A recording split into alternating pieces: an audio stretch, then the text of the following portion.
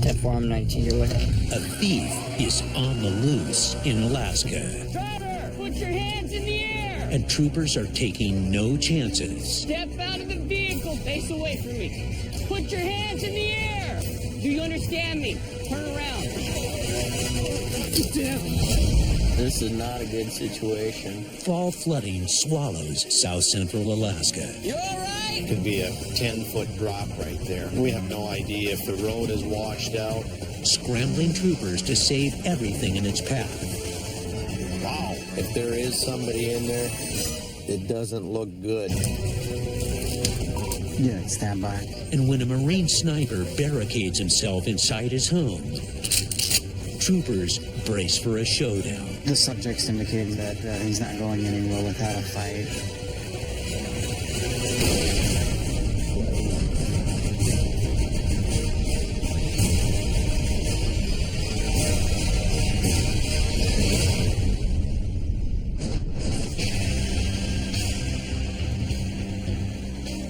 It's a frigid fall night in Fairbanks, Alaska.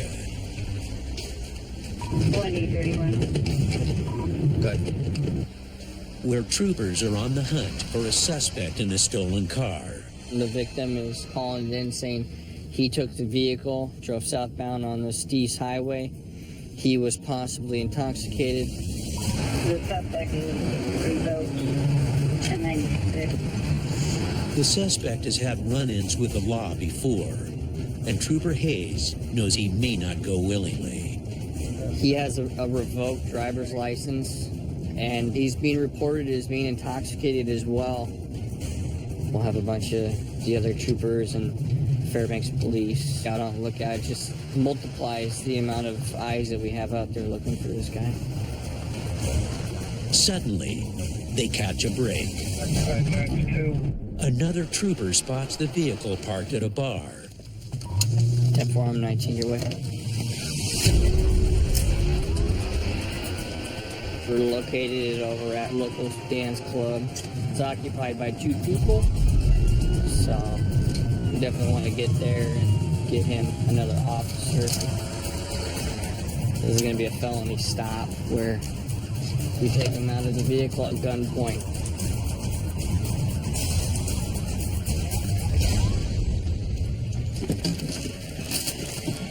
Driver, put your hands in the air. Roll down the window. Roll down the window. Step out of the vehicle. Step out of the vehicle. Face away from me. Face away from me. Back up. Keep on coming back. Keep on coming back. When you clear that car, take a step to your left. Stop right there. Get down on one knee. Do not move. You understand me? Do you understand me? Yeah? Yeah, I understand you. Drop your cigarette. Oh my God, why are you coming up on us? Stay right here. Don't move. Have a seat. But there's still another passenger inside the car. Passenger, stop moving! Get out of the vehicle! Step out of the vehicle! You want to move up one? Step out of the vehicle!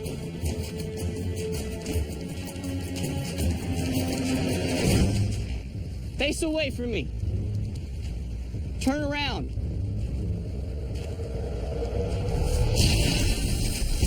Whoa. Stay right here. Do not move. Do not move, okay?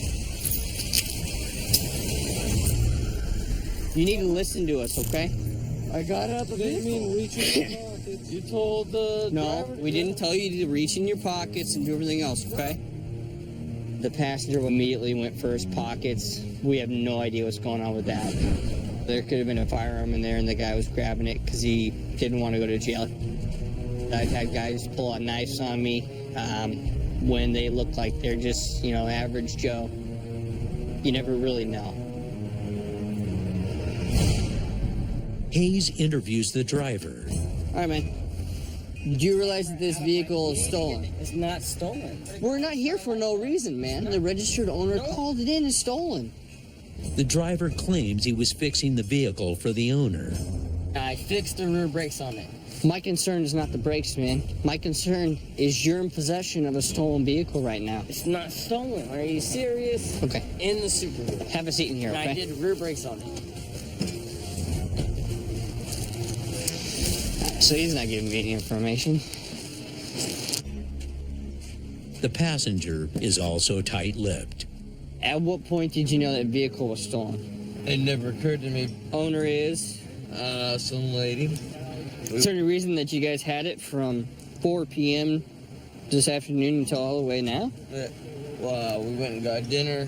I mean, you think about like, hey, brakes are done, job's done, return it, you know what I mean? So, hang tight in the back of the car, stay warm for me, okay? Watch your knee, man. They're not making any sense right now. The one guy that was in the driver's seat said that they're fixing the brakes, which I believe, but they finished the brakes at 1600 today, and they haven't returned the car yet. He said that he didn't think it was weird that they kept the car there 10 extra hours. Hi, man, this is Trooper Hayes, Last Day Troopers. How are you? Hayes contacts the owner, The Red Fox? who Okay. decides not to press charges. All right, thank you, ma'am. But the driver's not off the hook yet. Right now, we know that both of these gentlemen were driving at one point in the vehicle. We have to go back and figure out if they were intoxicated while they were doing that. Back at post, troopers administer a breath alcohol test. It blew .166. The driver blows twice the legal limit. So this will be a third DUI? It's not a third DUI, man. I did not drive the vehicle. Turns out he's a repeat offender. His most recent DUI conviction was just 3 weeks ago. You're gonna sit I don't here and wanna say have- that I was driving, started a vehicle? I don't want to have to handcuff Are you you. serious? Okay. You can Just handcuff me there relax. all day long. Sit Don't down. put your hand around and my relax. throat, boy. You need to Let me tell you relax for something. me, okay? I drove the vehicle when I started it because I'm a mechanic and I fixed it some. That's driving the vehicle. And AlaskaTaseTroopers.com. Suck it. Whatever. In the state of Alaska, you can be charged with DUI for being in control of the vehicle. So he was arrested for DUI and he didn't agree with that, but he's the one that decided to go to the vehicle, sit in the driver's seat and start it. Your.com.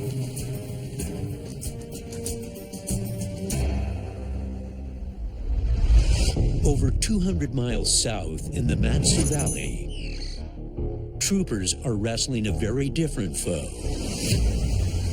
Mother Nature. Oh, good God. Look at this stuff coming down here. Near-record rains have unleashed massive floods, breaching the banks of nearly every river and stream in the valley. This is normally just a narrow little spit of water that flows through here. Going to be a danger to the public. Not just a danger, but a life-threatening crisis. The storm's powerful winds and 2-foot surge have killed the power and stranded thousands of residents. You can see the pole, it's definitely moving around. They've got a hydraulic arm here holding it up, otherwise the whole entire system would be down in the water. The line is energized. It wouldn't be good. And the water's still rising.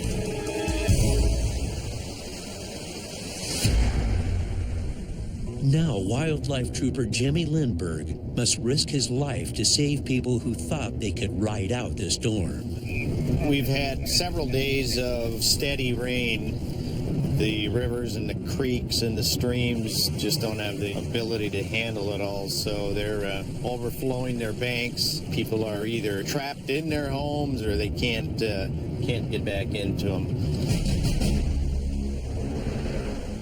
A lot of people that live up here are extremely independent. That can be a wonderful thing, but with a situation like this could turn bad real quick. Many residents recklessly cross flooded roadways. This definitely concerns me. We have no idea if the road is washed out. There could be a 10-foot drop right there. Can't go back now. It's all closed down. This water is moving far too fast. I understand that. But if I turn around right now, it would be your responsibility. It would be if I let you go back through there. The waters continue rising fast, reaching over 3 feet before Lindbergh's eyes. Suddenly, he gets an urgent call. In front of a residence on Gina Circle, and they just saw the house floating. Okay, and you saw the roof floating? Got a report of a house floating down the river. Individual stated he didn't see anybody clinging to the roof or hanging out any of the windows. But we definitely need to check on it if nobody's checked on it yet. Lindbergh heads downriver, readying himself for the worst. A body recovery. I understand people don't want to leave their houses and they don't want to leave their property, but it's not worth getting hurt, injured, or losing your life trying to save some of this stuff. By the time he reaches the house, the raging river has already swallowed it. Oh, God. Oh, God. It looks like it's a roof of a small house or cabin. But Trooper Lindbergh can't tell if anyone's trapped inside the rising floodwaters. From this distance, I can't do anything. If there is somebody in there, it doesn't look good. He heads to the house's foundation to look for signs of life or a body among the debris. State Trooper! Anyone here? No answer. The river's taken almost the entire property.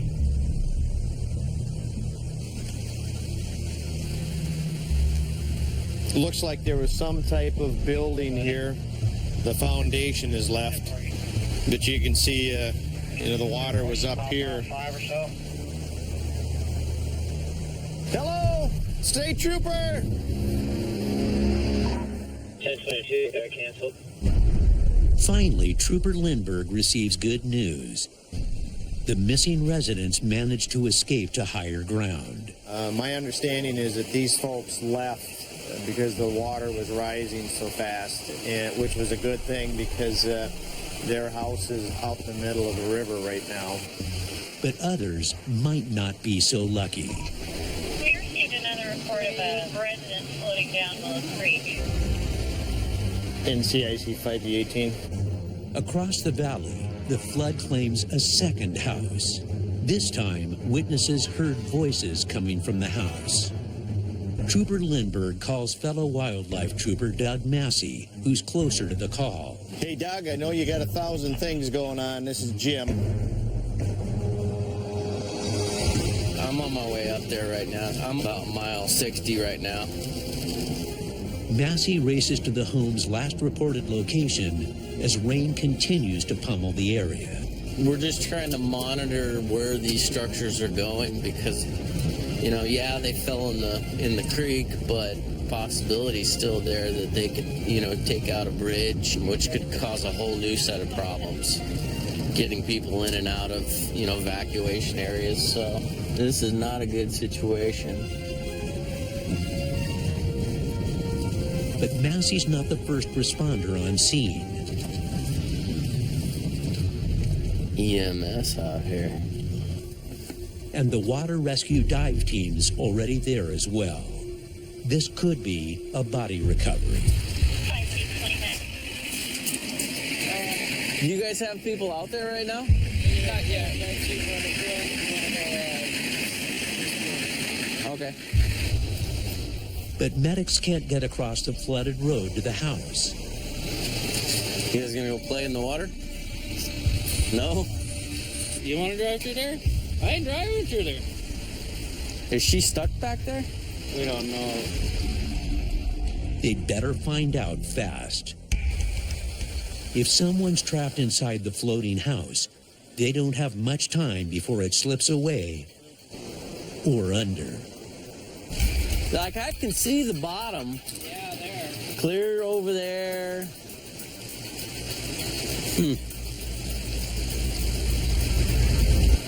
I'll go first. They can't wait. We're gonna go for it.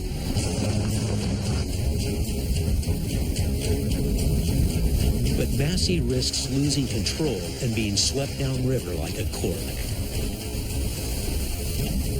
This is insane. You can tell that it's sloughing off the road just by the way my truck's riding.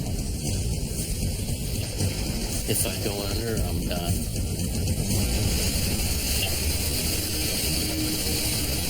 We're good. I'm good, yeah. He barely makes the crossing, only to find a more harrowing scene on the other side.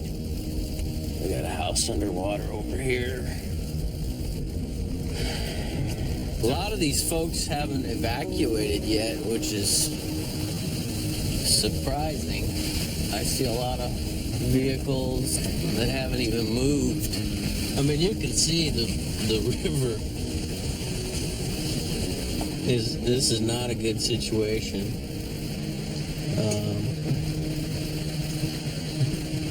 This is wild. Man, what a freaking mess. He finally reaches the actual river, where a stranded resident frantically waves him down.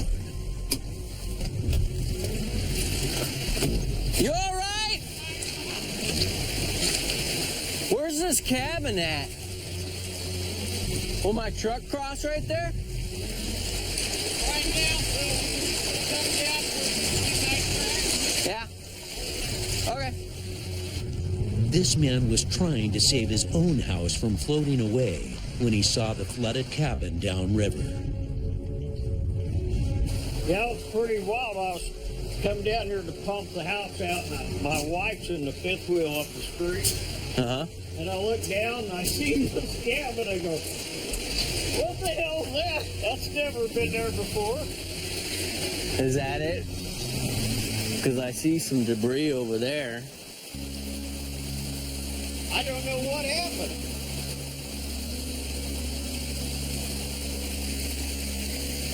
Oh, jeez. I think that cabin got chewed up. You can see the main beams there with the support brackets. I bet you it hit this bridge and just got demolished. Massey's doubtful the occupant survived the destruction.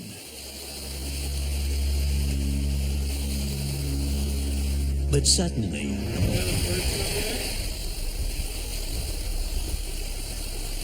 Where do you see him at?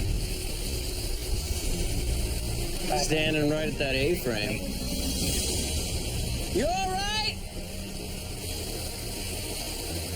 Is that a thumbs up? the cabin's resident escaped, but is now stranded. I'm not crossing that without a life jacket on. The medics and divers finally catch up with Massey. There is a person across the river kind of waving. They called in? And they report that another rescue team is heading to the other side to save the men.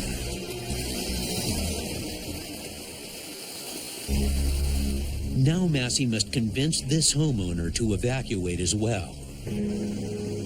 Has it gone down a little bit? No. It's coming up. About the time you guys came across, it's rising again. Not a good place to be right now. No, I'd pick a better spot. It's essentially time for us to go. Yeah, I'm right behind you. Okay. There's nothing else he can do to save his house.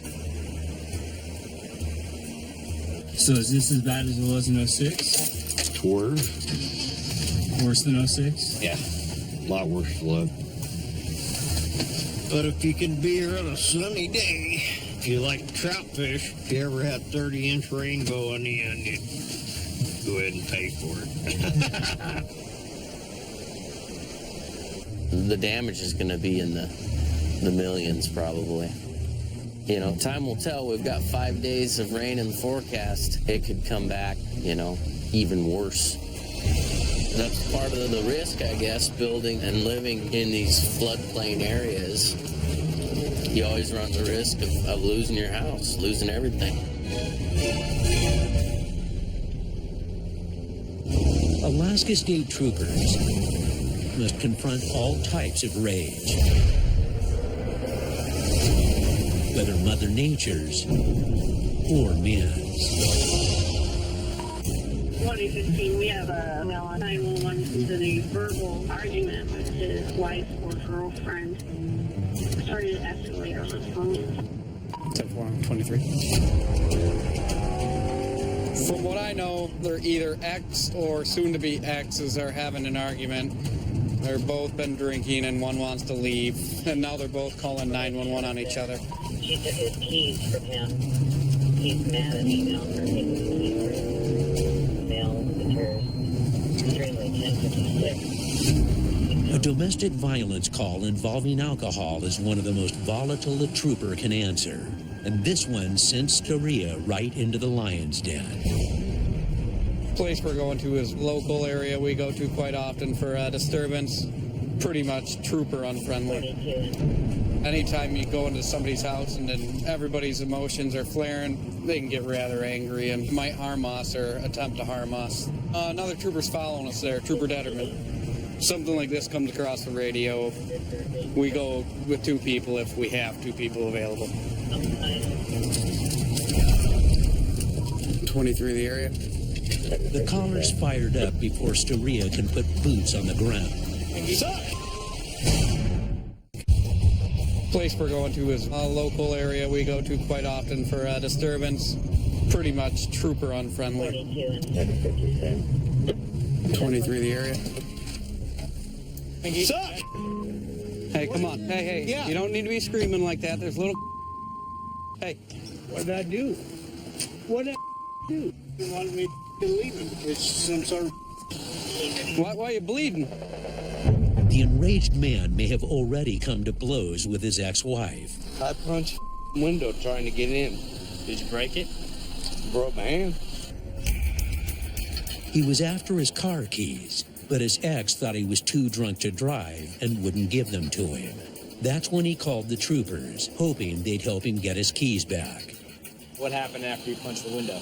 I told her I was calling the troopers. I wanted my keys back. I want to get the out of here. Why'd you take your keys? Because she didn't let me have a girlfriend. Now troopers want to know if the incensed man was driving drunk.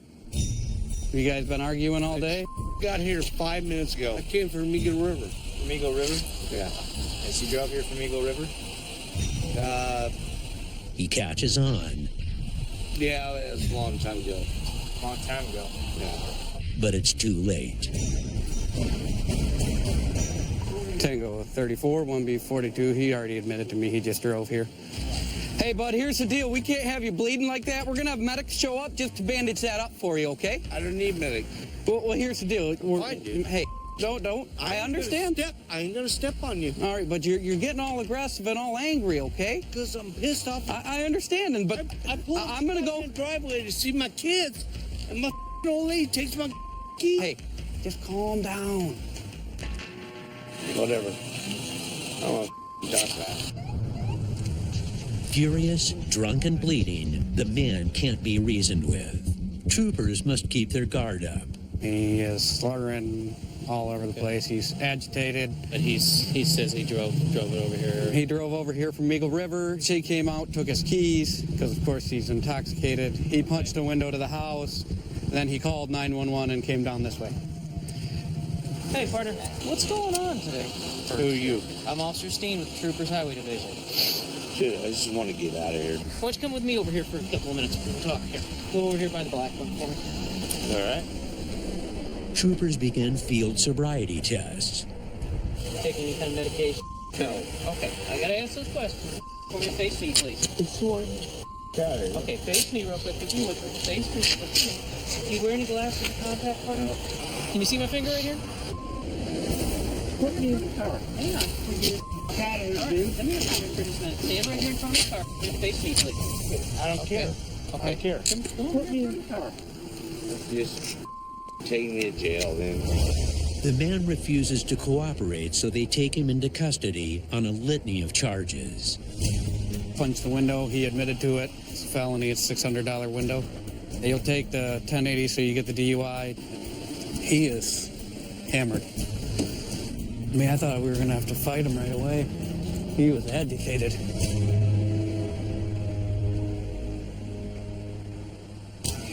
Okay. I'll go talk to dispatch real quick. Things are heating up across the state in Fairbanks as well. Sergeant Jess Carson receives an urgent call for help. A woman fears for her life and her husband's. She's saying that he is going to hurt her if she shows up back home. She goes, ma'am, I am really terrified because I don't know what he's going to do. Okay, I'll give her a call. Carson contacts the terrified caller. What's going on today? My husband suffers from PTSD, and he's been drinking a lot. He's not taking his medication. His state of mind right now is not him. It's not my husband. Which branch of the military was he in? He was in the Marines, and then he was in the Army. He was a sniper. A mentally unstable sharpshooter is a skilled and formidable foe, especially if he's well armed. How many guns do you guys have at your residence? There's 10 guns in the basement. There's a rifle, a hunting rifle. And what exactly has he said to you today? He said, come near the house and I'm dead. I've already barricaded myself in. He thought I was dangerous. You have no idea. I don't know what he's going to do. He's unpredictable at this point. Does he know you called us? No. Well, let's keep that to yourself right now, and we'll let you know, okay? Carson can't go it alone on a call this dangerous. He needs a team. And I'll just follow you. We'll do a normal response. Right now, our primary function is just to calm the situation and assure that somebody doesn't accidentally walk into a dangerous situation. So what we're going to do is we're going to give him a call and see if he'll come out and talk to us.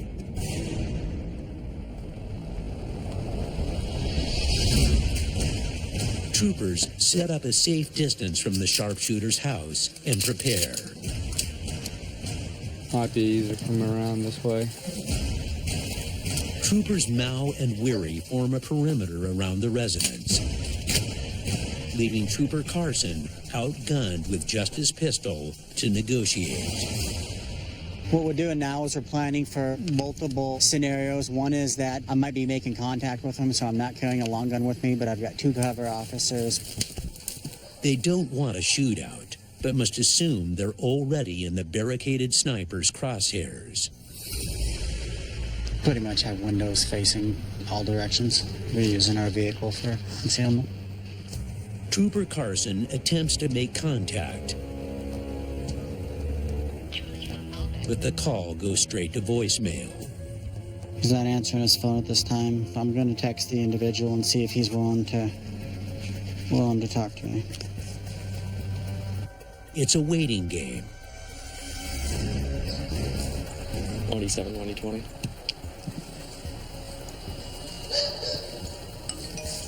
Then, the individual just texted me back.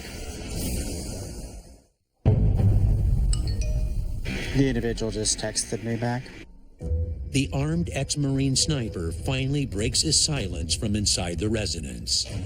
He doesn't want to see us. He asked what we wanted to talk about. I told him that we're concerned that he might want to hurt himself. Sergeant Carson tries to negotiate a safe ending to the standoff. I think I'm getting places. So we'll just keep dragging out the conversation until he's more comfortable, and then hopefully he'll come out the front door. I won't add a lot of pressure at this time. I'll just try to have an idle conversation with him. But the sniper defiantly holds his ground. He indicated that he's not going anywhere, not without force. Carson warns his covermen who could be in his crosshairs. Unit standby. The subject's indicating that he's not going anywhere without a fight, that he knows how to fight, and please don't make him defend himself. If you're on the perimeter, stay low so that we don't excite him anymore. With all signs building toward a shootout, Trooper Carson finally makes the call. There's not much else we can do. We've had probably 30 texts back and forth, so.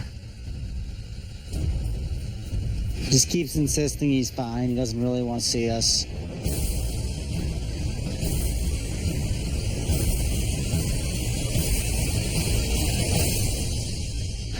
Fairbanks 1D7. We're gonna pull out. It's not worth pushing him into a rash decision or placing us in harm's way. I've notified him that we're leaving at this time. Let him know that when he's ready to talk, that he can contact us. But the man's wife should keep her distance. My advice to her was that she not go home until he seeks some help or gets some kind of assessment by somebody to make sure that she would be safe around him. In the end, I think we made the best call that we could. She's safe. He sounds like he's seeking some help, and it all will end good.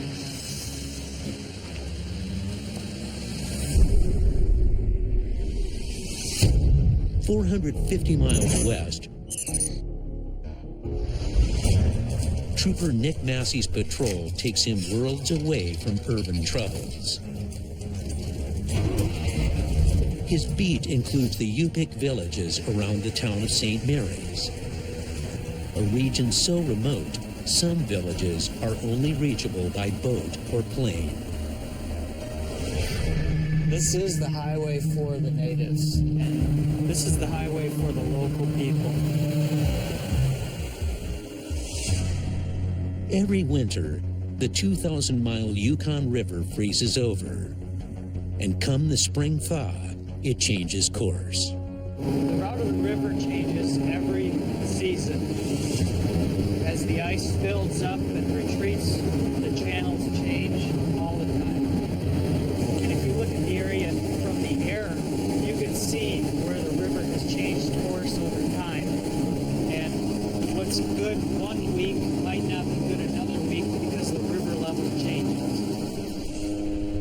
So when the weather warms, Massey maps the Yukon's new channels. This year, one of the harshest winters in recent history carved out drastic changes in the river, leaving Massey to explore a completely new section of the Yukon. This is a new channel for me, but I believe it will save approximately 7 miles if we take this route. As if this goes through, I've never been on it. I don't know if it's deep enough, but if it goes through, it will save us quite a bit of time. Everything that I come up on this route is unexpected.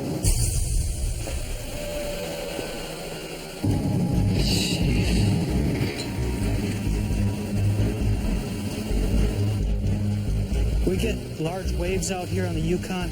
It tends to be a very rough ride. The real danger lies below the surface. Unseen sandbars that could violently ground his boat.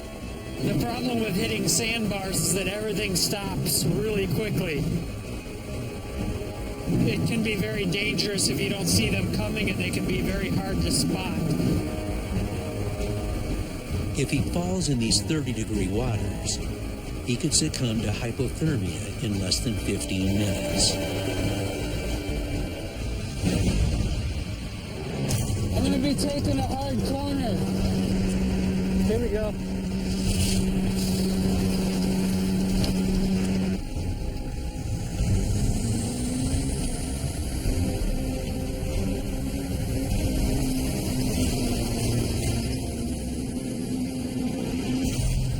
After a tense 60-mile journey, Massey makes it safely through the channel and makes a pit stop at Marshall.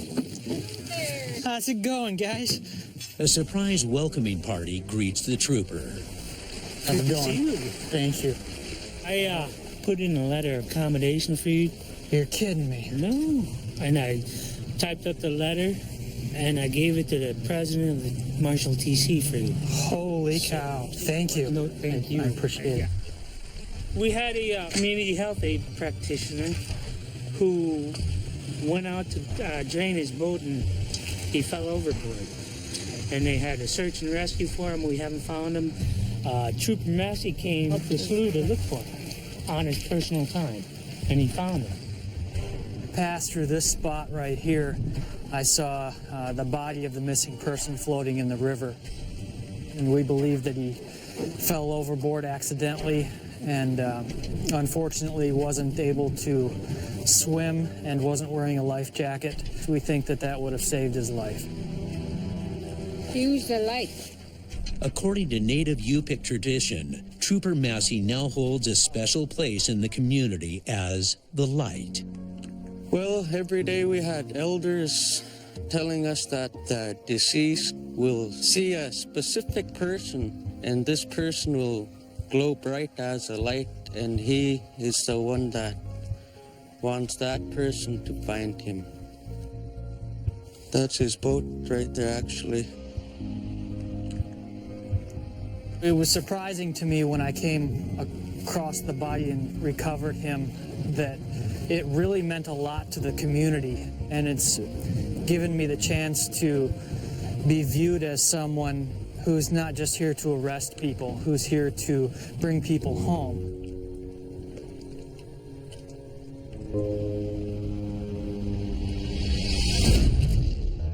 Over 500 miles northeast in Fairbanks.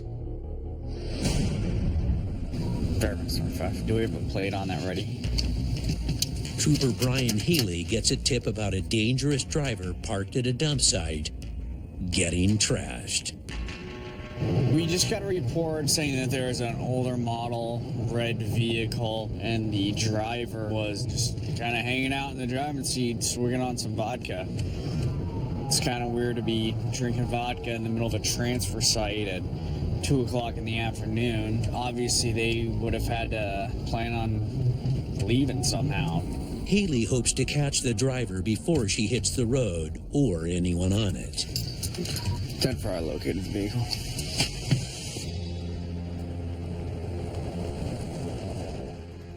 My name is Trooper Ayla with Last Day Troopers.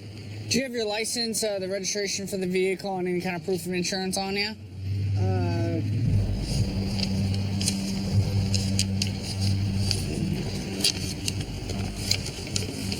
And then here's for the... Okay. Do you remember what I asked you for? That's all I got. Okay. Well, this looks like this is a PIN number for a debit card, and this is a certificate of marriage. Okay. Do you remember what I asked you for? That's all I got. Okay. Well, this looks like this is a PIN number for a debit card, and this is a... That's my bank card. Okay. And this is a certificate of marriage. That's with my husband. Have you guys been having anything to drink today? Yes, I have. Okay. How much did you have to drink today? It was vodka, like this, a couple glasses.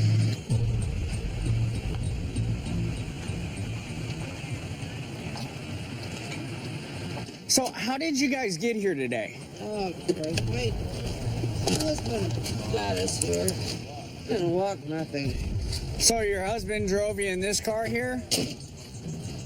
Yeah, and I've just been filming just different situations with, you know, I guess a lot of people that are doing without. I'm a little confused by that last thing you told me. Our life is not just exactly what you call normal. The driver's drunk, and neither she nor her passenger has a valid driver's license. If either of them gets behind the wheel, it's the fast lane to jail. If you're looking for stuff that people are dropping off, that's completely fine with me. My concern is how much you were drinking and how you're getting out of here when you leave today. Well, my husband got me here. So when your husband comes and picks you up, what do you guys do with the car? He drives it home. Okay. So how does he get here? He gets here with his friends and stuff. Trooper Haley's not clear how this pair of dumpster divers plans to get home. Fairbanks 25. But they haven't put the key in the ignition, so Haley lets them go. For whatever reason this car moves and you're the one behind the driver's seat, you're going to go to jail for driving on a revoked license and for DUI, okay? And if this car even turns on, you can be arrested for DUI. We're going to be in the area, okay? So make sure you guys get that sober ride here. Yes, sir. But Haley doesn't believe their story and stakes out the dump. We're going to just kind of hang out in the area, and if we catch her driving, she's definitely going to jail tonight. Hopefully she wasn't lying and has a sober ride coming, but kind of doubting it. And it doesn't take long. Just saw it moving, so let's see if we can catch her coming out here.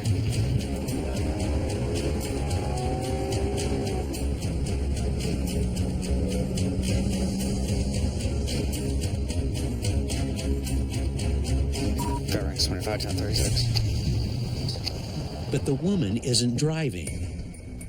It's her passenger, and his license is revoked. So what's going on, guys? I thought you weren't driving. I wasn't, but I was trying to get her vehicle home for her. Why? But you don't have a license either. It was the only way. It was that or nothing. Leave her sitting there. Or calling somebody else who has a driver's license? The woman's in the van behind him. Oh, you guys were up there too, right? Yeah. I thought your husband was picking you up. Yeah, but he wanted to have the jump on it. He's not showed up or nothing. Haley runs the driver's name through dispatch, and it turns out he has more to worry about than driving without a license. On parole for burglary 1 and theft 3. Not to consume or possess alcohol. Curfew requesting a PBT and a search of the vehicle. 10-4. We're gonna just see if we can get another unit to start heading this way too. We know we have 3 people in that vehicle behind and this guy here. You just never know what could happen. Somebody could kind of freak out a little bit. Backup arrives, and Haley moves in. All right, you know that you're on parole, right? Okay. Why don't you go ahead and step out of the vehicle for me? Let's go ahead and walk to the front of my car, okay?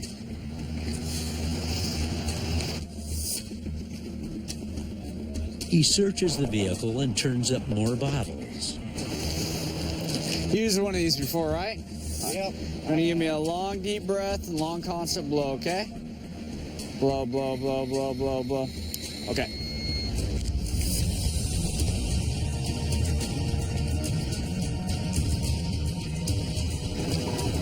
Fairbanks 25, like PBT 111. Thought you said you weren't drinking today. I lied. You lied? Why would you do that? He was intoxicated, so he ended up getting arrested for DUI, for a parole violation, and also for driving without a license. It's amazing what some people think they can get away with. Just off south central Alaska, one of Alaska's world-famous fisheries is open for business, putting Trooper David Chapman on notice. Katchmack Bay, Lower Cook Inlet, commonly referred to as the halibut fishing capital of the world. A lot of big trophy fish caught in this area. Every year, fishermen pull an average of 8 million halibut from these waters. These flat bottom dwellers can weigh up to 500 pounds, and at $22 a pound, they can tempt fishermen to harvest more than their fair catch. And Trooper Chaffin must be ready for anything. If something comes up over there and we need a long gun, it's better to have it than not, you know. He heads out in an unmarked boat so he can hide in plain sight among the violators. A majority of the public doesn't know this boat yet, and so we look just like some guys going out sport fishing. Easy to find violation in this one. But half the battle is simply fighting the treacherous Alaskan waters. The wind seems to be picking up. It can get pretty hairy. You're looking at 6+ feet seas, you know, winds 40+ knots. You get into certain areas where we have some pretty significant tide rips that they'll tear a boat up. A few miles out, he finds the first group of anglers. Do you guys all have your sport fish licenses on you? Yep. All right, be safe, guys. 5. Perfect. Not long into his patrol, he spots his first violation. This boat has too many lines in the water, giving it an unfair advantage. They should only have one line in the water. Chaffin approaches cautiously. The lines are the least of his worries. Commercial fishermen and sport fishermen carry guns all the time. Trooper David Chaffin, patrolling for fishing violations, closes in on his target. The fishermen are probably carrying guns. The sport halibut fishermen carry them to incapacitate the bigger fish. We guys carry them for self-defense, so. One line per person. Right. Do me a favor, reel up these 2 lines. They won't get away with just a warning. They're looking at $110 in penalties for sport fishing with more than one line. Any firearms on board? Pardon? Any guns on board? Okay. Yeah, we got a handgun in here. Where's it at? Without grabbing it. Just so I know. I'm gonna go ahead and cast off, and I'll just bring your stuff right back to you, okay? Chaffin keeps a watchful eye as he writes the citation. In most circumstances, I don't like tying off to a suspect in the first place because it sort of limits your escape options. They know they're getting citations, and you know people get antsy when they're in trouble sometimes. You can't tell what they're thinking.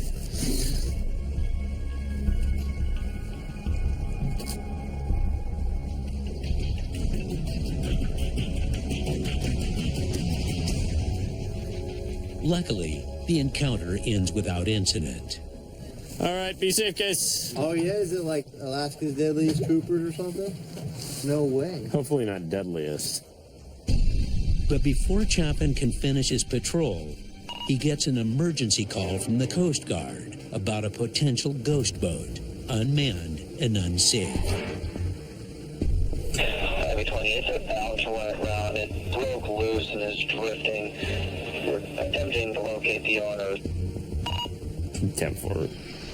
The Coast Guard asked for trooper assistance in contacting the owner of a vessel. Apparently, this guy's boat is adrift over in Jackaloff Bay, about to run aground. The Coast Guard tries to reach the boat's registered owner. I haven't been able to get a hold of yet. Do a wellness check to verify that isn't on board and having some like medical issues.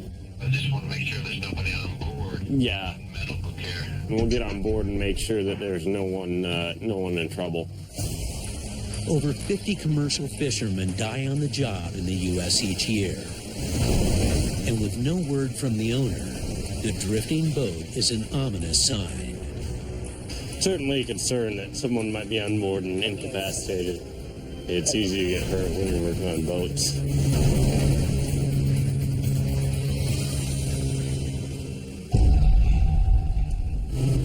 bet that's it, because that one looks like it's almost aground.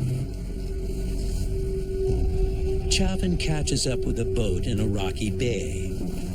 Hello, state troopers! Hello, state troopers! Anyone on board? If there's anyone on board, speak to me now! Hello, state troopers! No sign of life. Is anyone on board? I mean, our main concern and their main concern is that someone might be, on the boat, injured or worse. No one likes finding bodies.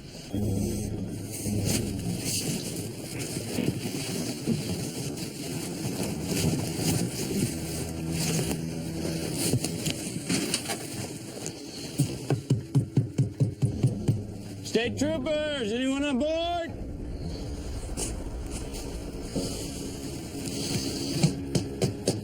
State troopers, anyone on board?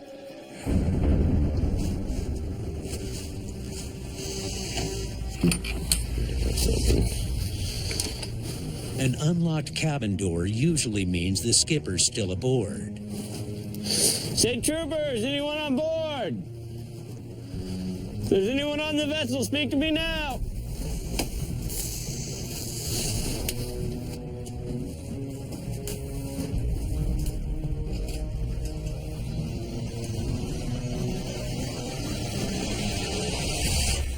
It's all clear.